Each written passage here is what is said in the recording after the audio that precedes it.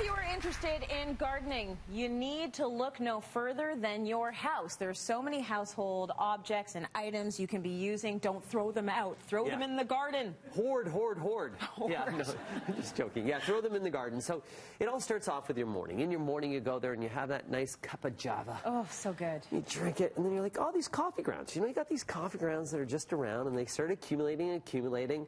Well, you can use those in your garden. It's actually free fertilizer. It's nitrogen. You don't want to put too much in, or you can add it into the compost. Okay. But they should be reused and utilized. So many items that you have really work in a compost easily, but as well, coffee grounds can even top dress on the top of the soil. Plus, it makes all of your compost smell so good. It does. Actually, it does take away from a little bit of the smell, too. I love the smell of coffee ground. Which is good. So, speaking about breakfast, too, we can use eggshells in the garden. So if you crush up eggshells, you put them around the base of plants, any crawling insect will either be killed or stay away because those are like little sharpness. Yeah, it doesn't feel good for them. This one right here, we've been eating lots of eggs at my house lately. Yeah. This one here, I put a little bit of soil in there, and in the spring I can start seeds in there.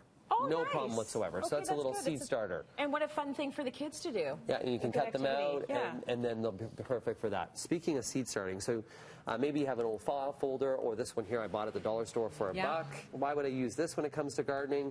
Well, it's all about being organized and knowing when to start seeds when it comes to seed starting season. So we already told you how to harvest them, now how to organize them. So what you're going to do is you're going to put in your folder, and you can see by the weeks that I have there. And the reason why I have weeks, in the world of gardening, it's all about the weeks. So the first week of the year is week 1. Second week of the year is week 2, week 3.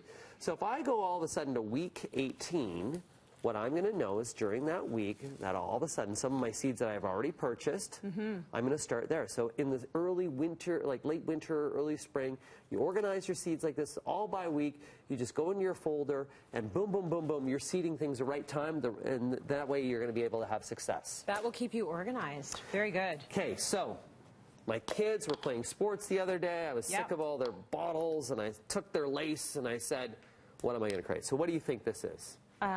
Is this a little terrarium? Is it a little hanging? I don't know what it is. This is. I gave up real quick on that one. I know, eh? Thanks for all that creativity there, Trace.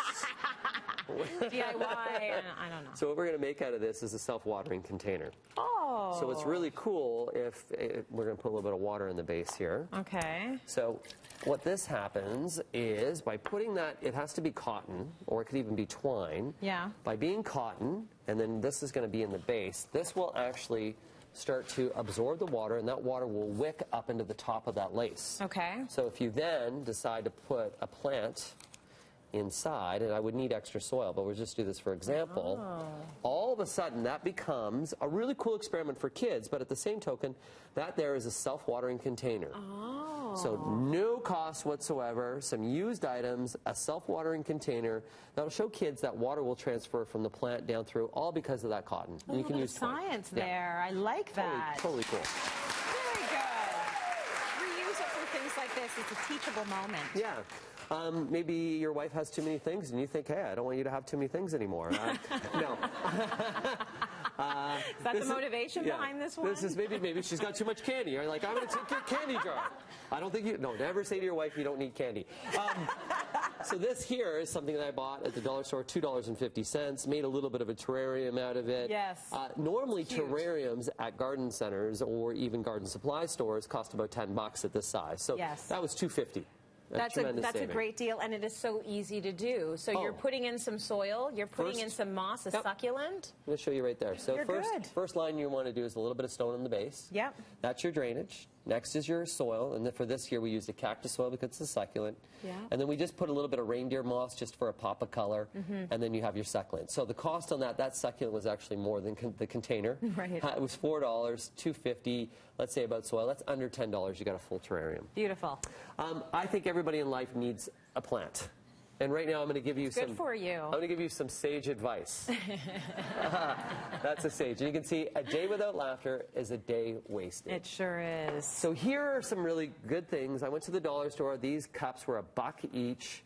This plant was about $2. You just put a plant in a cup with a nice saying. You give it to a friend or a family member going through a bad day. Yeah. And you can brighten their day so easily with a very little cost, or even have that as a parting gift for a dinner party. Oh, I love that idea. And then that can actually be on each of the plates, the table settings, or a gift for a teacher, you got caregiver, anyone like that. That is such a great idea. Yeah. So that's Look at you, DIYer. That's my sage advice.